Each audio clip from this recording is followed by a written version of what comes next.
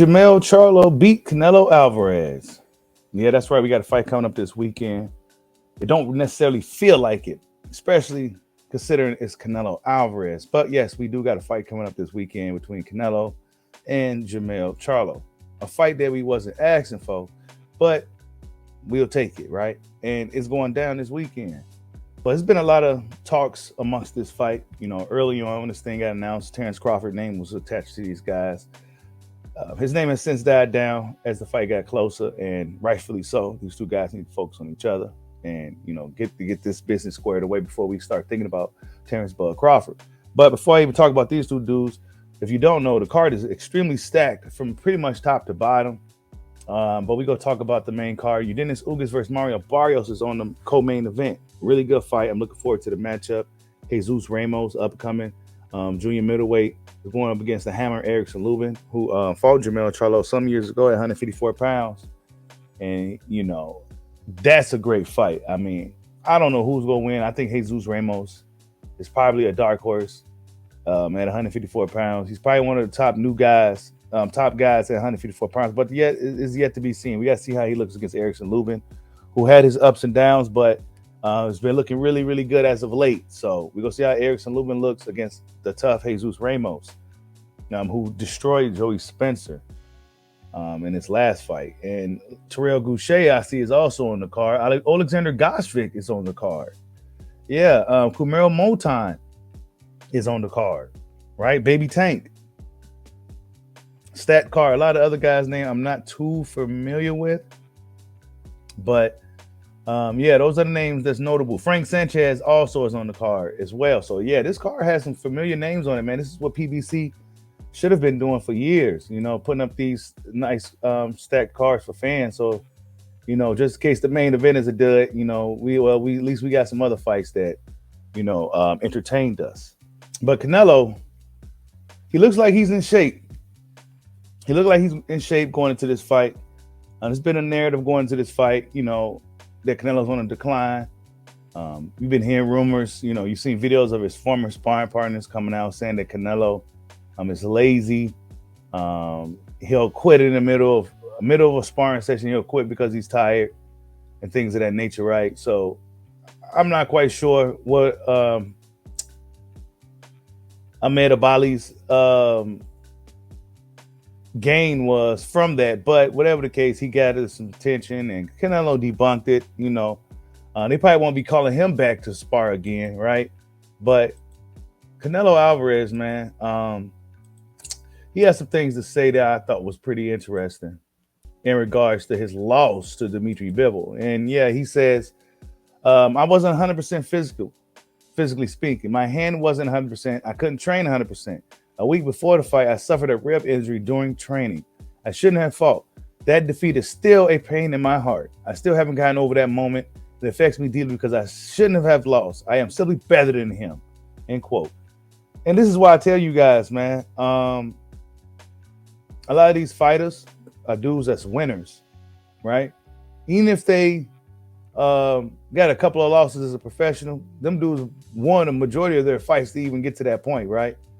Canelo don't know how to lose for real. A lot of these dudes don't know how to lose, some may see this as an excuse, etc. But I told you guys years ago, when these guys and these fighters come out with these like explanations, you never see me go hard on them because a lot of dudes just can't believe they lost, or they just feel like this is why I lost, and that's just what it is.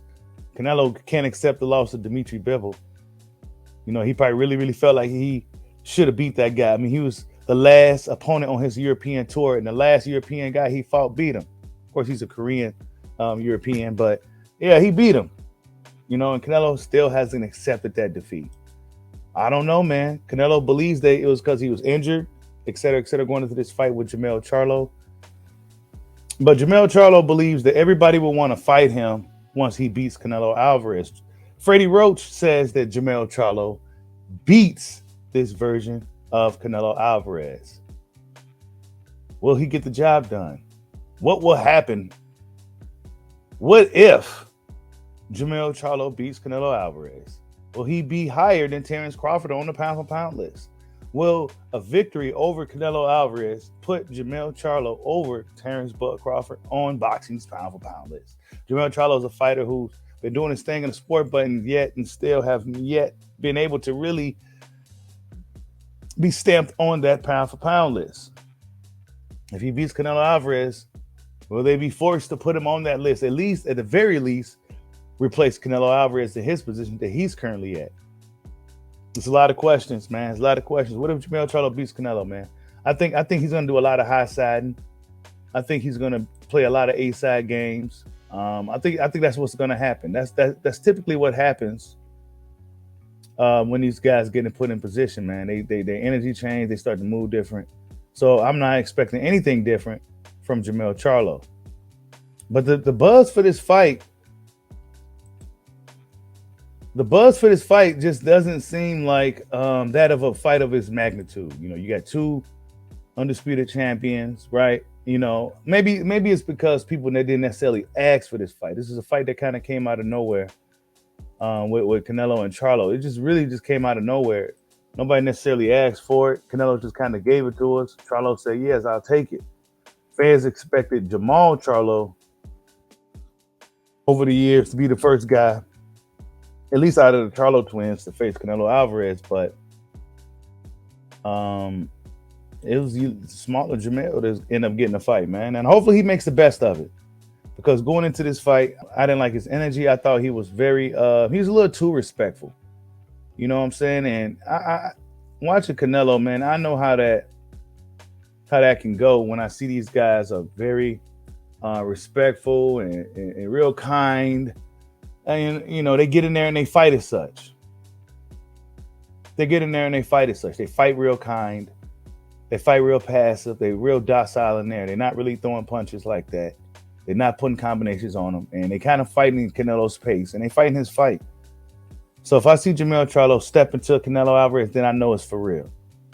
Right? But as of right now, I don't know. I think Jermell Charlo should be able to win, right? If he imposes his will, if he comes to fight, he comes to win. However, which Canelo Alvarez will show up? Was Canelo Alvarez really injured? Was he really hurt in his more recent fight that enabled him to put up that bad performance against Dimitri Bivol?